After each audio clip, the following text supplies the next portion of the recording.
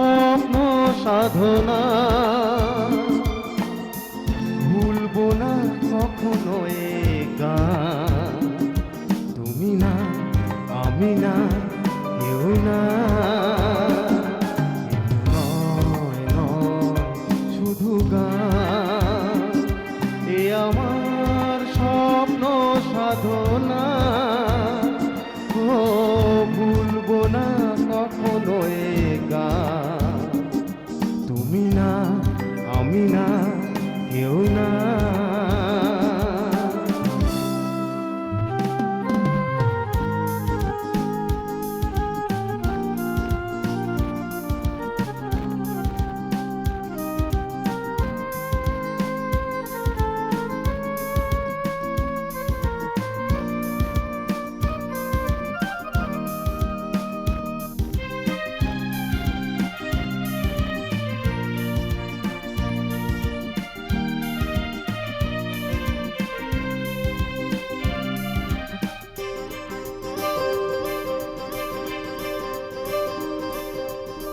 স্বরলিপিটা লিখে দিতে ভালোবাসা ভাষা দিয়েছে।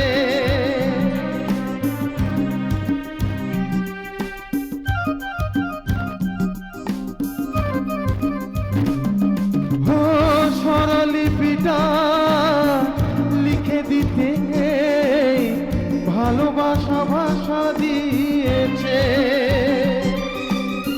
পাছে সে কোথাও কখনো হারায়, প্রেম তাকে বুকে নিয়েছে। হো সে যে রয়ে গেছে চোখের তারাতে, পারো তো পলক ফেলো না। এ আমার স্বপ্ন সাধনা, ও ভুলবো না কখনো এ গান। তুমি না, আমি না, কেউ না।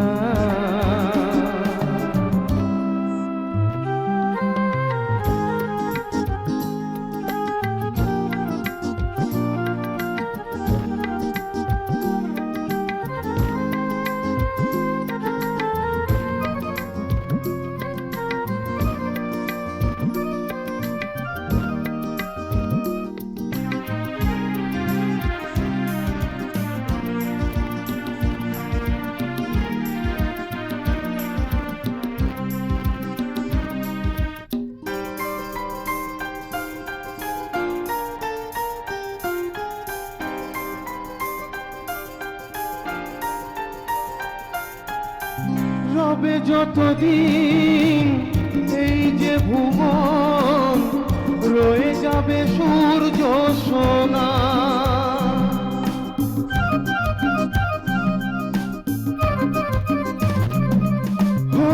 রবে যতদিন এই যে ভুবন, রয়ে যাবে সূর্য সোনা। যতদিন ফুল ফুটবে শাখায়, বুকে নিয়ে শিশির কণা, থাকবে গানার প্রেমকে সে দেবে প্রাণেরই শুভ কামনা। এ আমার স্বপ্ন সাধনা, ও ভুলবো না কখনো এ গান। তুমি না, আমি না, কেউ না,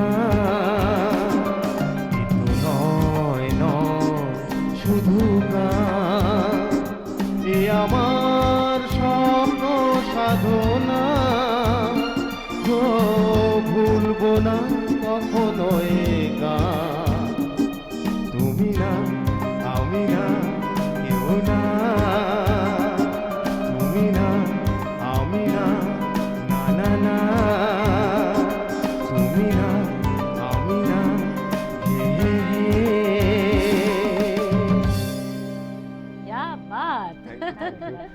আর শুধু কুমার শানুর গায়কই নয়, তাকে ভালোবাসা শ্রদ্ধায় নয়, যে কুমার শানুর স্টাইলটাও আমি দেখছিলাম রবীন্দ্রের মধ্যে যে স্বরলিপি লিখে দেওয়া, ওইটাও একটু দেখাও। আসলে অসাধারণ। এটা আমার গুরু অরূপ প্রণয় খ্যাত অরূপ ব্যানার্জি, ওনার হাতে ধরে এই গানটা আমার শেখা।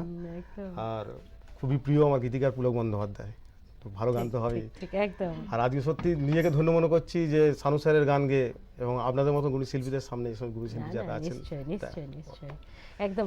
তবে মজার কথা হচ্ছে যে সত্যি তো তাকে তো আমরা কখনোই ভুলতে পারি না, ভুলবো না, আমি আপনি আমরা কেউই ভুলতে পারবো না। তার কারণ হচ্ছে যেভাবে তার শুরুটা হয়েছিল, তবলিয়া ছিলেন, একদম তবলা নাকি তার হাতের জাদুতে এক অন্য মাত্রা পেত।